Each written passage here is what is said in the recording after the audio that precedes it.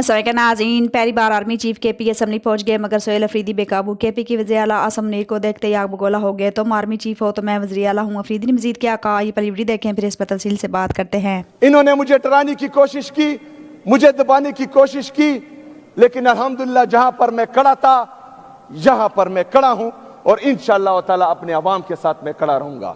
ना मुझे कोई अपने नजरिए से 1 इंच पीछे हटा सकता है, ना ही कोई मेरे अवाम या मेरे सूबे के इंटरेस्ट से 1 कदम भी मुझे पीछे नहीं हटा सकता और किसी में इतनी जुर्रत नहीं है कि वो मुझे पीछे हटाए।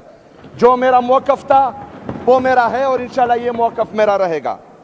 जनाब स्पीकर, जब दोनों बयानियों में इनको मुंह की कहानी पड़ी तो इन्होंने फैसला किया कि तिरा में मिलिट्री ऑपरेशन होना चाहिए।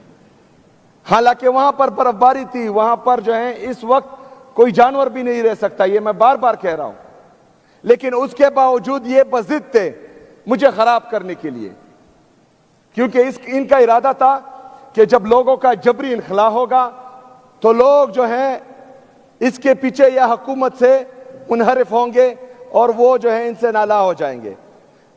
लेकिन अल्लाह का प्लान कुछ और था। जब जबरी इनखला हुआ तो मैं तिरा के अवाम के पास गया। तिरा के अवाम ने मुझे प्यार दिया, उन्होंने मुझे इज्जत दी, क्योंकि उनको पता है कि सूबाई हुकूमत नहीं, ये बंद कमरों के फैसले हैं जो हमें जबरी इनखला पर मजबूर कर रहे हैं। उनको पता है कि सूबाई हुकूमत अगर हमें कंपनसेशन की मद में 4 अरब रुपए दे रही है, ये वो यहां पर डेवलपमेंट स्कीम में, अस्पतालों में, यूनिवर्सिटीज में, कॉलेज में, स्कूलों में, रोड्स में भी लगा सकते थे, लेकिन नहीं, क्योंकि बंद कमरों के फैसले जो हैं वो कुछ और चाह रहे हैं। वो खैबर पख्तूनख्वा को लिबार्ट्री बनाना चाह रहे हैं, बल्कि लिबार्ट्री इन्होंने समझ रखी है। एक आता है, एक तजुर्बा करता है, दूसरा आता है, दूसरा तजुर्बा करता है। लेकिन यहां पर पाकिस्तान तहरीक इंसाफ की हुकूमत है, यहां पर इमरान खान साहब की हुकूमत है, यहां पर अल्हम्दुलिल्लाह इस दफा इमरान खान के सिपाही आए हैं। वो बंद कमरों के फैसले भी मुसल्लत नहीं होने देंगे और अगर कोई बदमाशी से, जोर जबरदस्ती से, डंडे की जोर पर, बंदूक की नोक पर यहां पर मुसल्लत करना चाहेगा तो इंशाअल्लाह ताला हम उनके खिलाफ खड़े होंगे इंशाअल्लाह ताला। जनाब स्पीकर, इस बर्फबारी में, शदीद बर्फबारी में इनसे तो गलती हो गई, लोगों का जबरी इनखला इन्होंने किया। फिर अभी इनको समझ नहीं आ रही थी कि जो चीज, क्योंकि बंद कमरों के फैसले हमेशा इस तरह होते हैं, उससे नुकसान ही होता है, इनका भी नुकसान होता है और कौम का भी नुकसान होता है। जब इनको मालूम पड़ा कि इन्होंने जो बंद कमरों में मंसूबा साजी की थी वो इनके गले पड़ रही है, इन्होंने कल एक प्रेस रिलीज जारी की जनाब स्पीकर, और ये प्रेस रिलीज आज मैं फिर फ्लोर ऑफ द हाउस कह रहा हूं कि ये सूबाई हुकूमत और इदारों, सूबाई हुकूमत और वफाकी हुकूमत के दरमियान तसादुम का परवाना है। जनाब स्पीकर, ये परवाना सिर्फ हमारे खिलाफ जारी नहीं हुआ, जो 24 रुकनी कमेटी इन्होंने बनाई थी ये उनका भी डेथ वारंट है, क्योंकि उसमें इनका जिक्र है।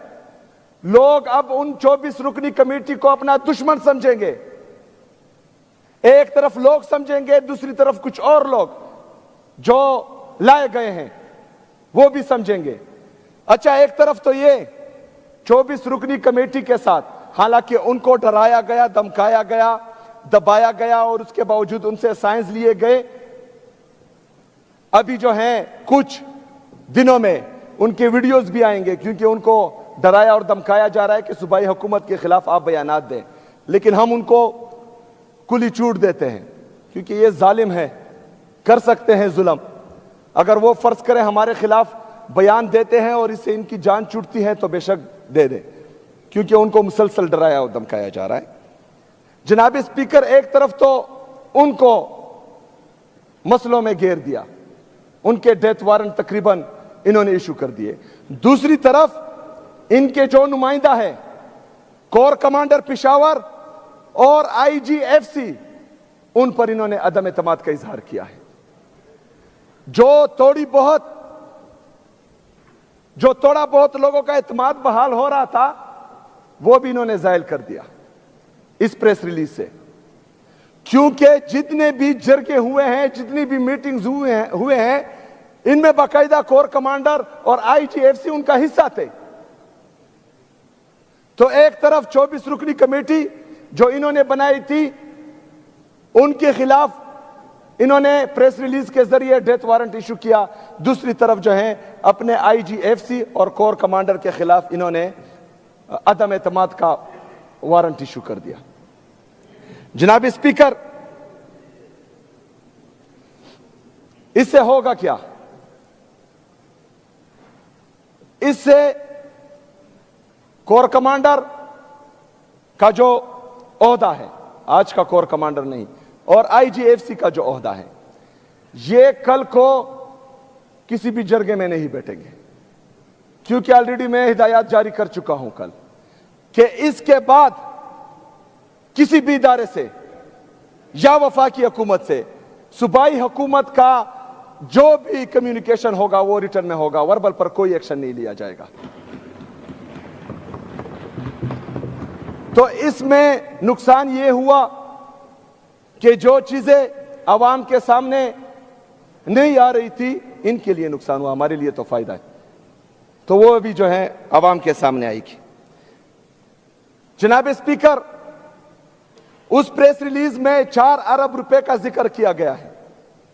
جیسا کہ میں بار بار کہہ رہا ہوں کہ پاکستان پر قابض ایک مائنڈ سیٹ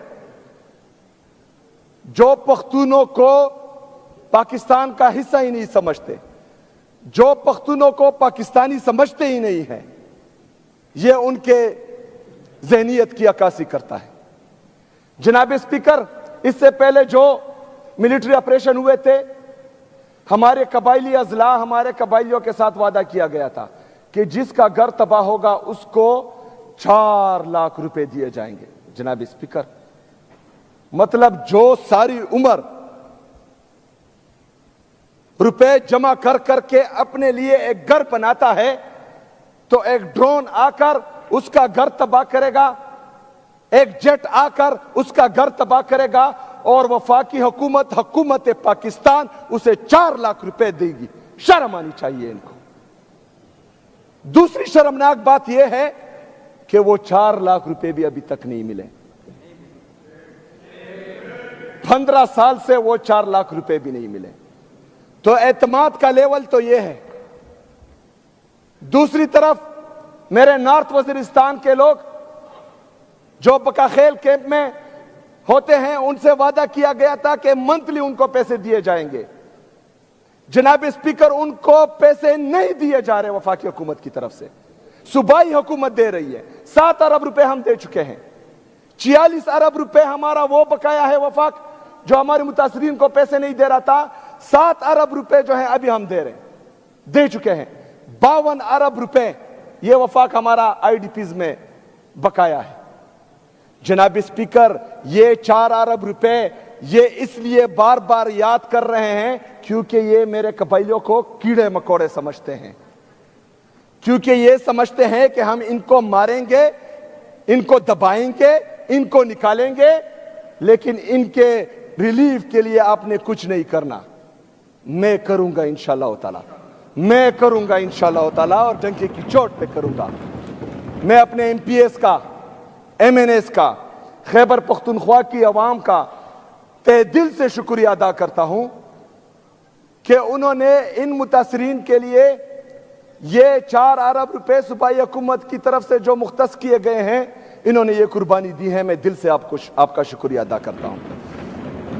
لیکن اس کے برعکس جو مائنڈ سیٹ ہے, جو یہ نہیں چاہتا کہ ایک قبائلی نوجوان اس صوبے کا وزیر اعلیٰ بنے, ایک مائنڈ سیٹ جو یہ نہیں چاہتا کہ قبائلی نوجوان नाज़रीन इकराम, सोहेल अफरीदी जो इस वक्त के पी सूबे के अलावा अपने कायद इमरान खान का भरपूर दिफा करते नजर आ रहे हैं। ये वाहिद तहरीक इंसाफ वज़ीर आला हैं जिन्होंने इस ओहदे पर सूबे की आवाम की खिदमत के साथ साथ अपने लीडर इमरान खान के दिफा में भी कोई कसर बाकी न छोड़ी। इससे पहले जो वज़ीर आला थे अली मीन गंडापुर थे, वो इस मकसद पर नाकाम रहे, इसलिए ने इस ओहदे से हटाकर सोहेल अफरीदी को मुंतखब किया गया। लिहाजा आपने आज सोहेल अफरीदी के पी असम्बली में जज्बाती गुफ्तगू सुनी, जिसमें उन्होंने साबित किया कि ये वाकई उनकी लेवल पर बात करते हैं जिस लेवल पर आम वज़ीर आला बात करने से डरता है। बहरहाल आप सोहेल अफरीदी की तरफ से कोई राय देना चाहें तो कमेंट से दे सकते हैं। Thank you for watching. अल्लाह हाफिज़।